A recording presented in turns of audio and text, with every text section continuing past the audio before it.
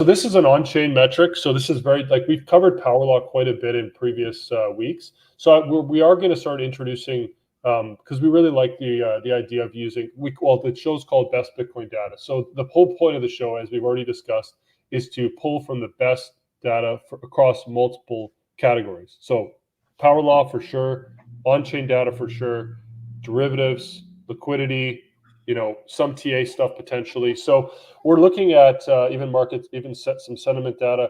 So with this, it's one of the better on-chain metrics I've come across.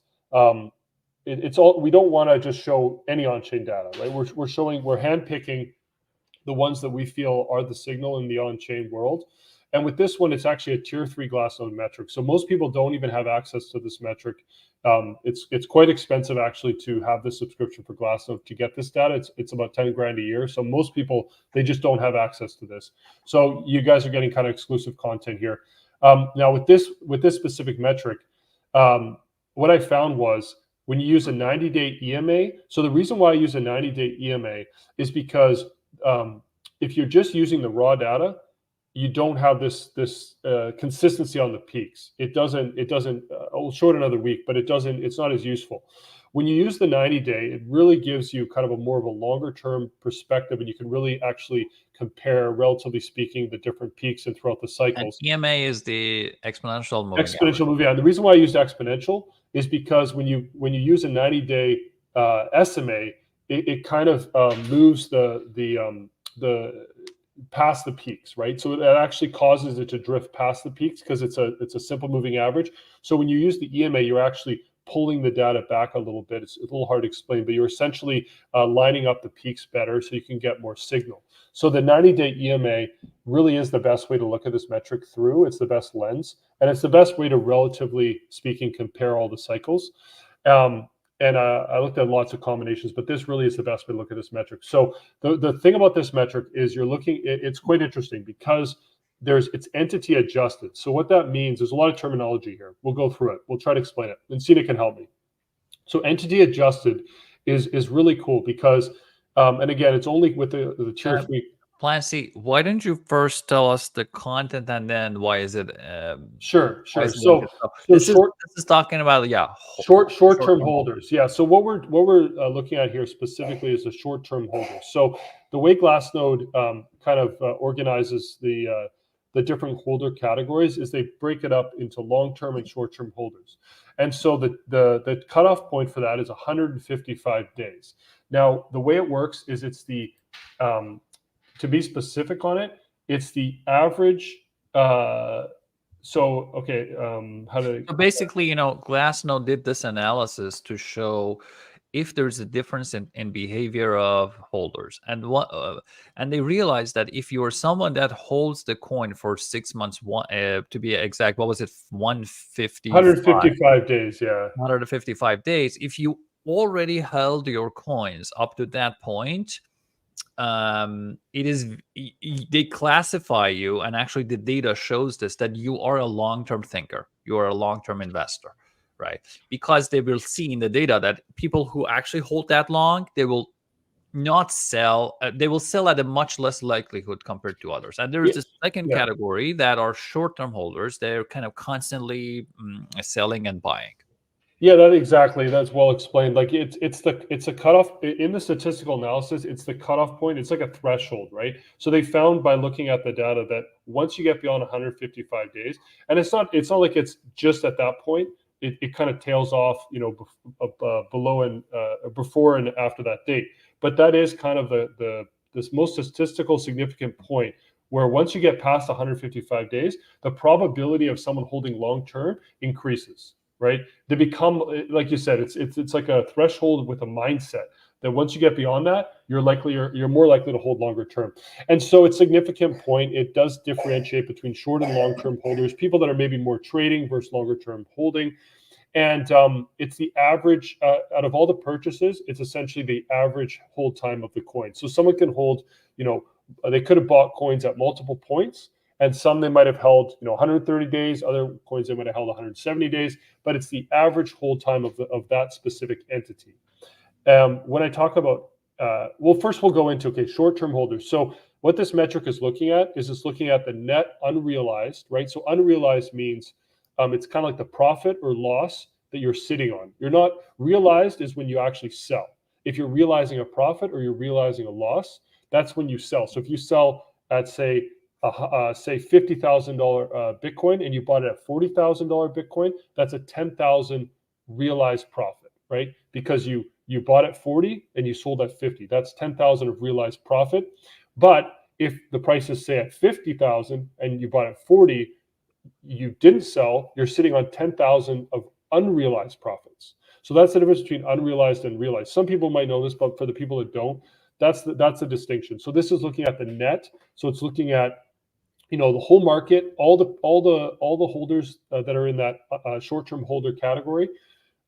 It's looking at like it's a basically all of them together, right? It's combining them all together. It's aggregating all that data. It's a lot of data being aggregated together and combined, and it's saying what is the net position of the realized and the unrealized profit and loss. And why is unrealized important? Because if people are sitting on a lot of unrealized profit, it just psychologically makes them more likely to sell, right? Especially when they're short-term holders, right? So they're Right. short-term holders, so they're not yet thinking long-term. And if they're sitting on a lot of profits, they're more likely to capitulate, right? Or more likely to sell. Like they're trigger happy. Like it's like they're more, so and it goes in both directions. When they're sitting on a lot of losses, right, they're more likely to capitulate to the downside. So it's kind of shows they're more emotional. It's a more emotional category of holders, more affected by the markets, the price action. So and this is looking at a 90-day EMA. So we're trying to take this data and zoom out a bit and then look at it kind of on a higher perspective. And you can see it's actually been a really good metric to visually see when we've hit the kind of the peaks, at least historically speaking, and gives us a really good reference range of where we're at, right? So it's one lens, but it's been a good one. And so, yeah, anything else you want to add here? So short-term holders we covered. It's the net unrealized profit and loss position of those short-term holders. We're looking at it on a 90-day exponential moving average. And then it's the entity. So there's a lot going on with this metric. And then it's the entity adjusted. So what entity adjusted means is it's going beyond the normal on-chain data. What it is they're actually filtering out wallets. So you can so there's individual wallets is how you can look at the on-chain data through. But when you look at entities, they're actually through the algorithms, Glassnode's able to determine someone might have 10 different wallets, and so they basically say, okay, that's one entity control, controlling those 10 wallets. And then if there's any transactions going between those wallets that's controlled by that single entity, we're going to filter that out, right? Because that's just noise. That's not signal. Right. And so that's the cool thing about the Tier 3 Glassnode metrics is any in-house transactions between wallets that are controlled by a single entity, they're removed. And so you're really only getting the significant movements of the coins. And so that's what this is filtering out. And when we look at this metric, and you feel free to add anything you want. I circled kind of the I basically broke it down into 3 different color circles here. And so what I showed is you can see that top dashed line on the top there. That's kind of showing a point where, historically speaking, once we've gone beyond that, it's been a peak, right? And so we're nowhere near that right now. We're not even close. But you can see how well this is held up. And there's actually really not been much of a downdraft, which is what makes this metric pretty unique. Because a lot of on-chain metrics and TM metrics, there's quite a drop. Like we looked at last with the MVRV, you can see it drifts down. With this one, the first peak we had in 2013 got to 0.38. The second peak in 2013 got to 0.35, I believe. I have to pull it up. But basically, they're all fairly similar. Like the last two, I think, were 0.34, 0.3. I'll pull it up in a second. So anyways, the red ones are the peaks.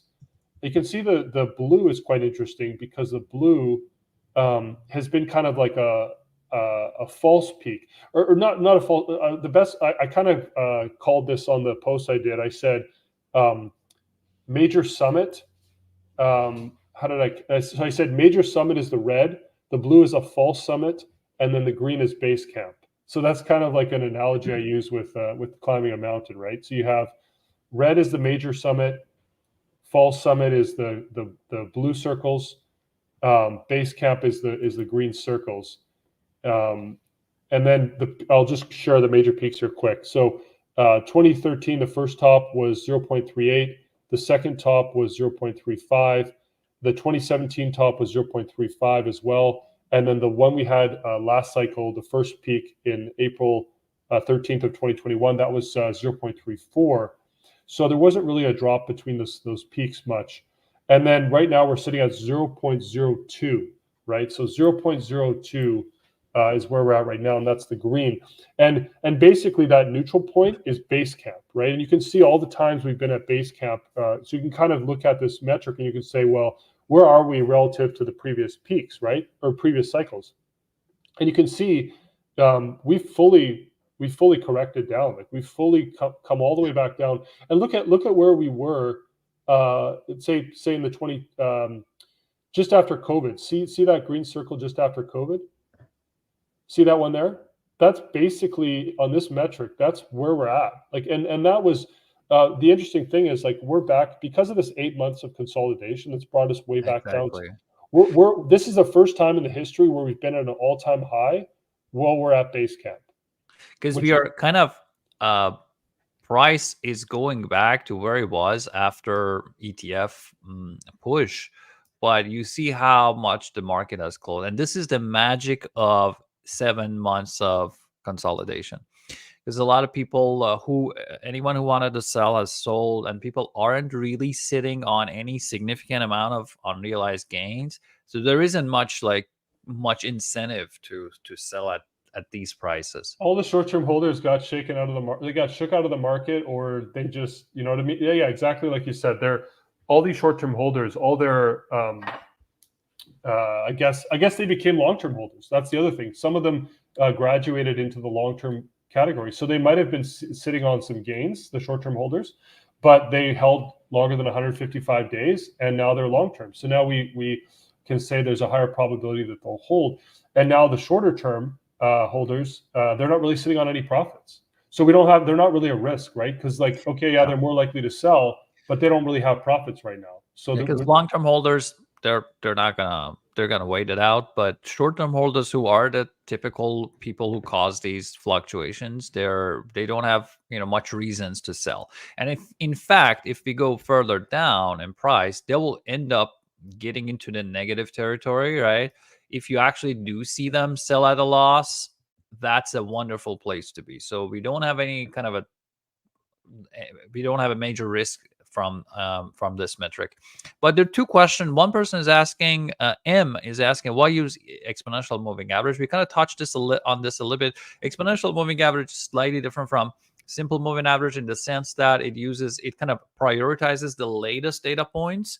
It gives them a stronger weight compared to simple. And as Plancy was saying, he has kind of compared a few things, and this performs the best. Yeah. The other thing is, so I'll just show this one, and you can answer both of them if you want it. Where can I access this overview? I'm Alexish. I assume you are talking about seeing this chart, which this one is proprietary, right? It's a unique. It's kind of the highest membership you got to have at Glassnode. So.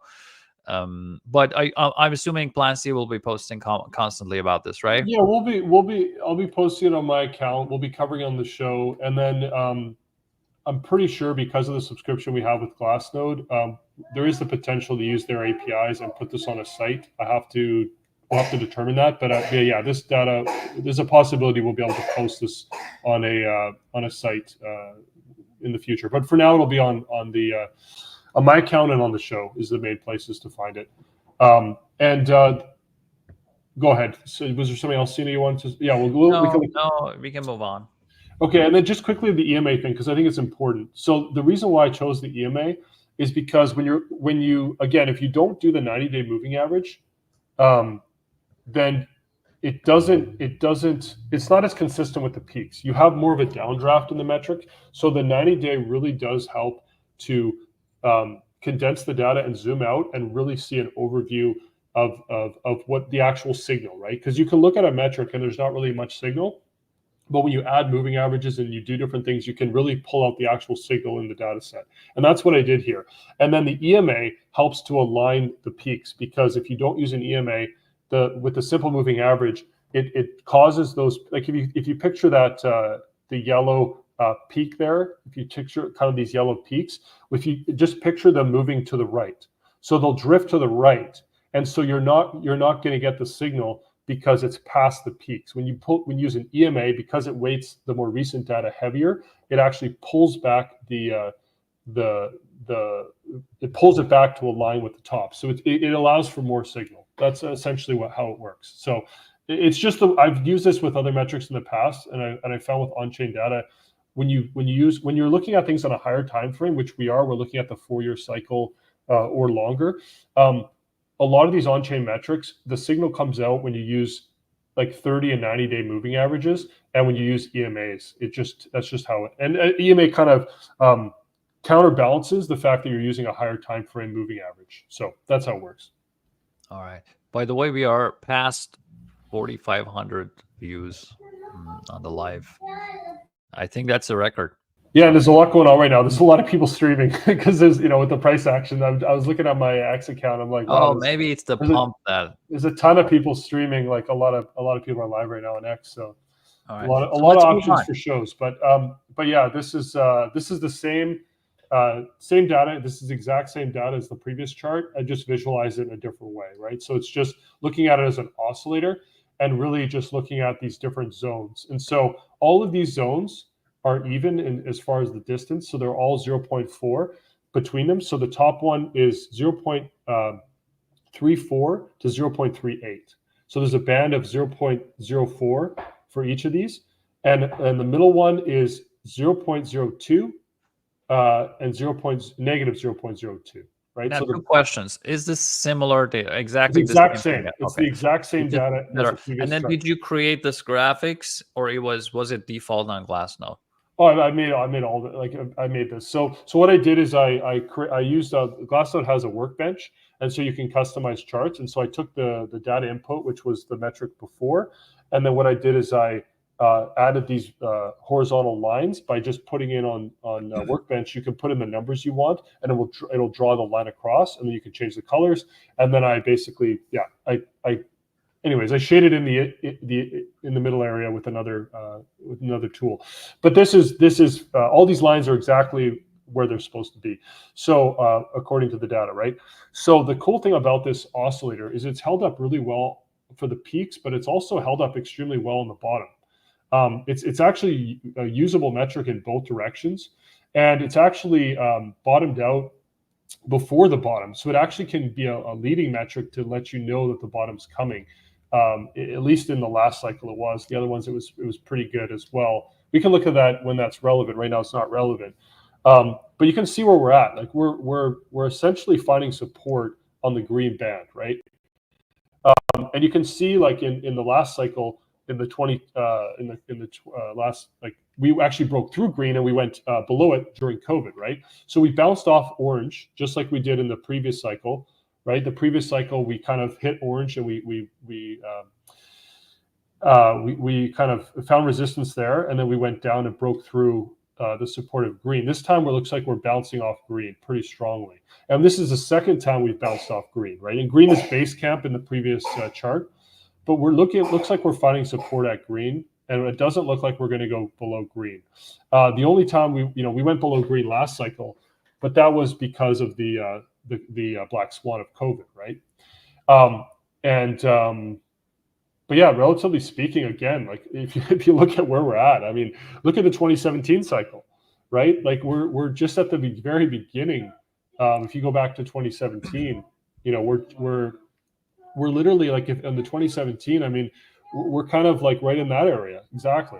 So that was still a year out from the top. That was still like just at the beginning stages of climbing the mountain. So what I can learn from this is like the main part of the show is just beginning. And we had kind of a fake, if you will, a fake move before that. And by the way, this is very interesting because remember we said using the VMVRV chart that we show, you could have noticed that in the beginning of the year after ETFs, we were a little bit hot. This is the same thing. So again, multiple models that have nothing to do with each other. Like these are completely different models, yet they're not using the same equations and so on.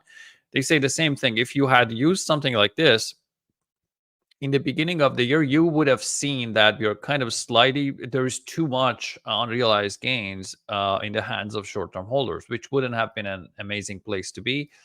But it's very clear there. And now we have kind of cleaned all of that up. It's kind of like we are back to, where is it? Like we are back to before all the excitement that happened after the ETF. So we have kind of washed all that, and we've created a new base for the real move to the top. Yeah, we're at the exact same point. If you look back, I guess, yeah, we're actually lower. That's interesting.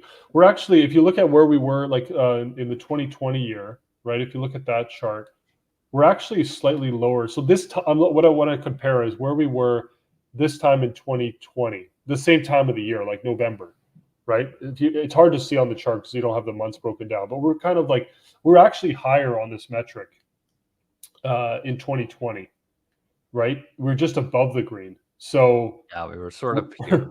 Yeah, we're actually because this does feel similar to 2020. I'm sure it feels similar to 2016 as well for the people that were here then.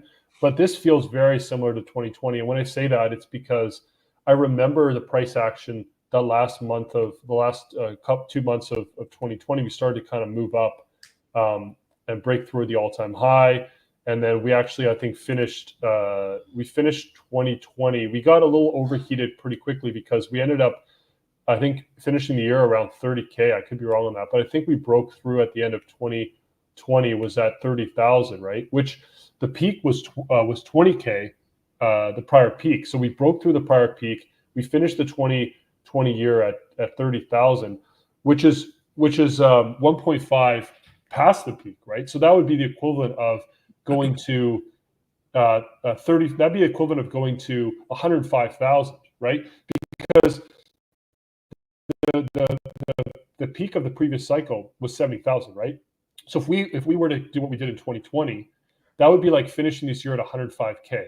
Now, I'm not saying we're going to do that. I'm just kind of comparing the cycles as far as overheatedness, right? So that's how fast things got in 2020. We went from breaking through 20,000 in I think a September or October, around that range, and we finished the year at 30K. Right now we're kind of at the all-time high.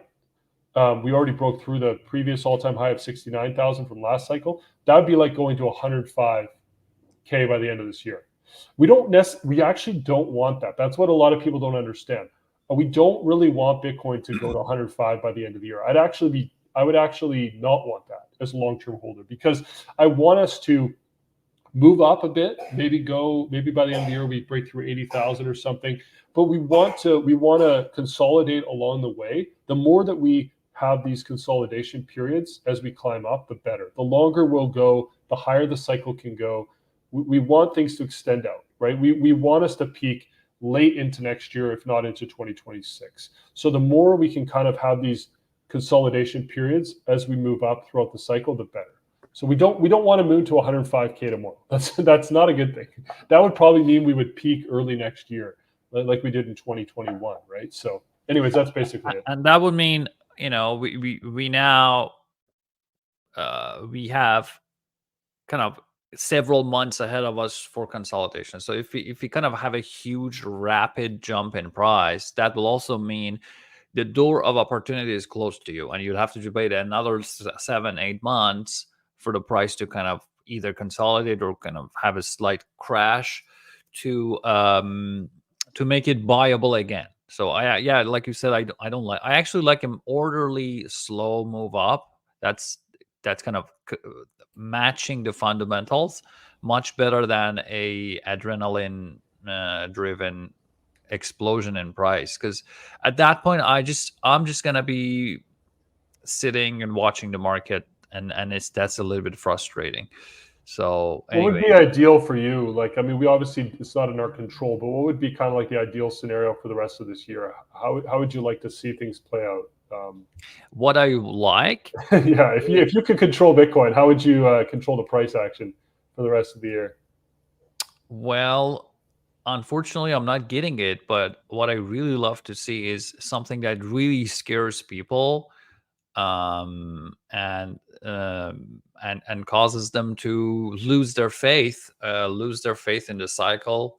But this cycle, actually, we have had very few of those. Like, whenever we have a crash, it's not even worth the term crash. It's a very shallow drop.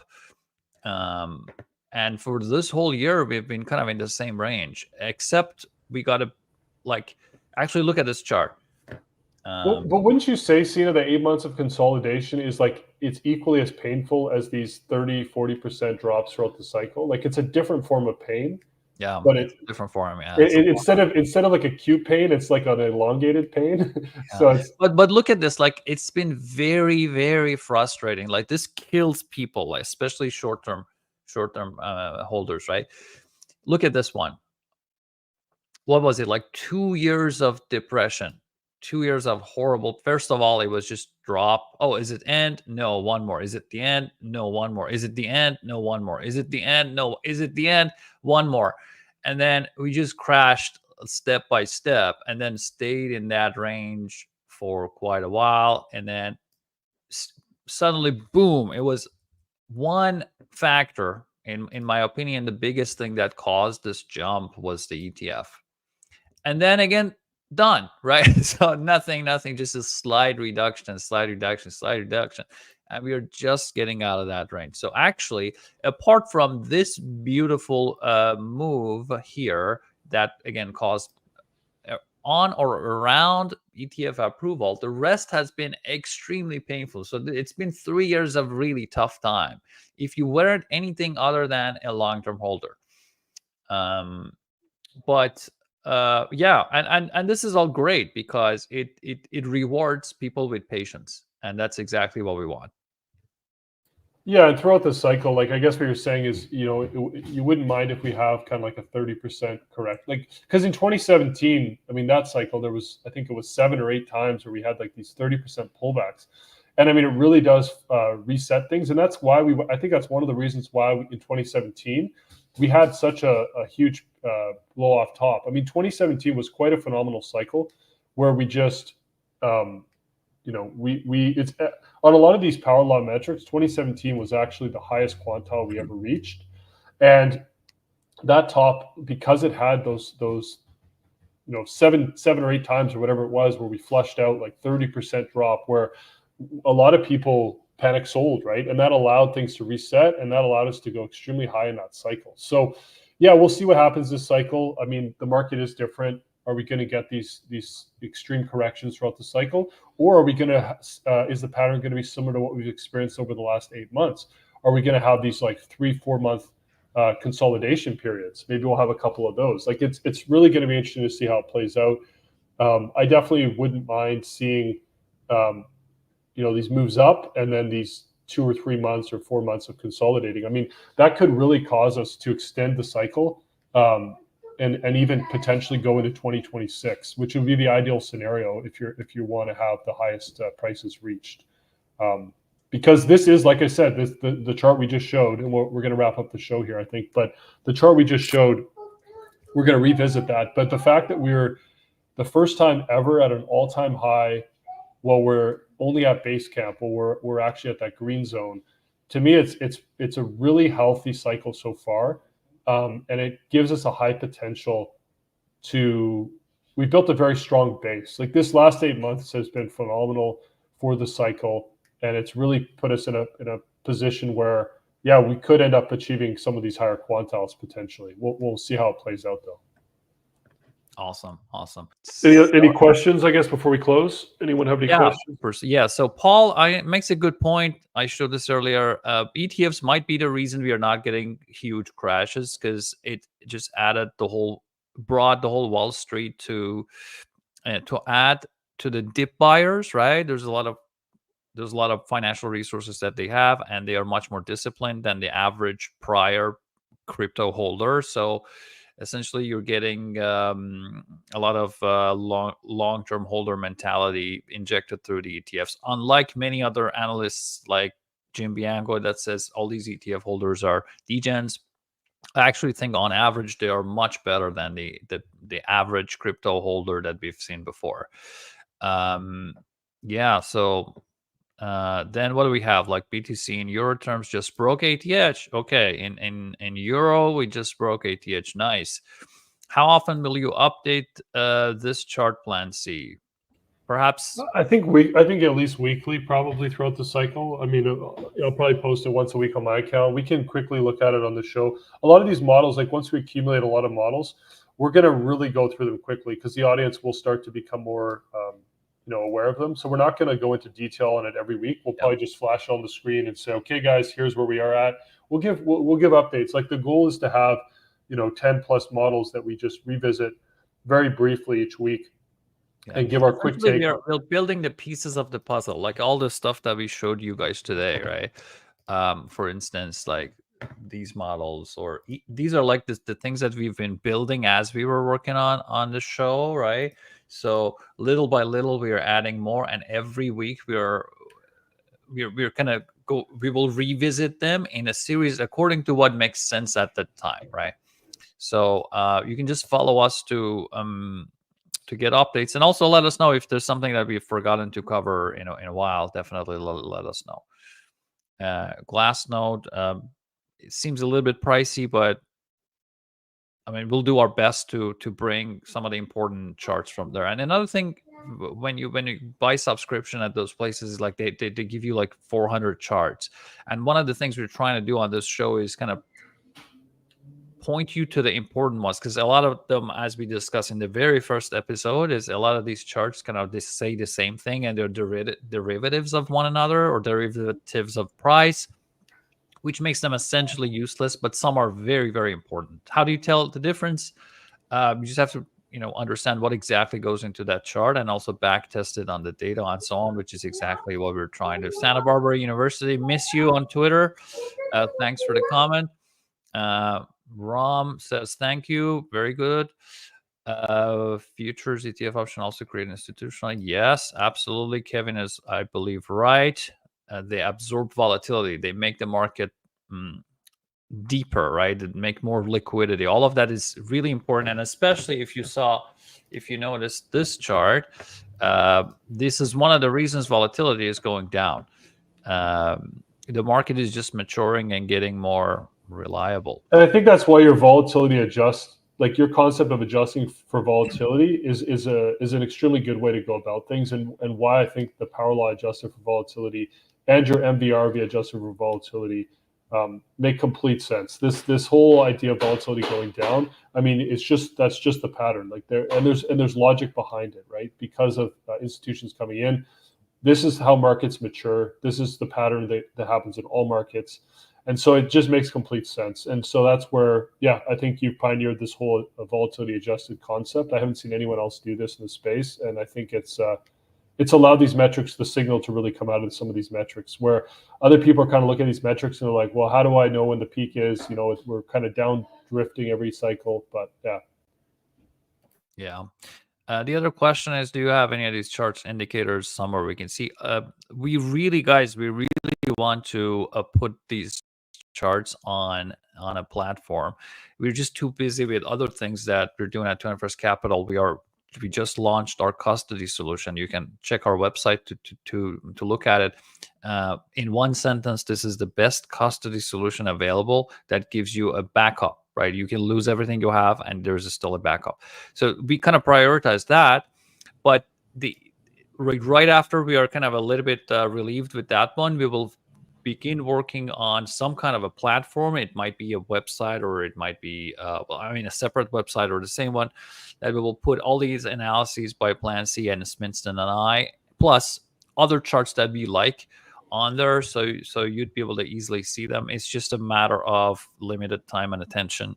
Yeah, we want to have these charts so they're updating like every 10. There is the possibility of having it so like you can be looking at these charts and they're updating every 10 minutes with the eGlassnode API. So it's quite cool what the potential of what we can do, and we're just trying to get it rolled out. The thing is, it's like you said, we're so busy with so many things, and yeah, that custody solution is really cool for the people that haven't seen that video that came out. I posted it on my account as well.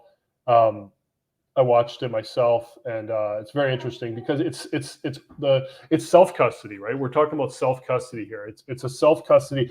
I mean, these are the kind of solutions that the space needs in order to mature and have more people comfortable holding their own keys, right? So it's a pretty cool solution in my opinion. Exactly. It's like you hold your keys, but you have a guardian angel with no trust in us, because it's all baked on the blockchain. So you could even have your guardian angel or backup not be us, someone else you like, or even another setup that you just keep at a much safer place. I truly think this is the next big thing in custody, and we really um, appreciate the feedback we've gotten on that one. But yeah, so again, as soon as we get some more resources, we will focus on building our own platform. So tune in for that. And again, just the fact that several people are asking it every time we talk about it, a lot of people ask it, is a great feedback for us to do that as soon as possible.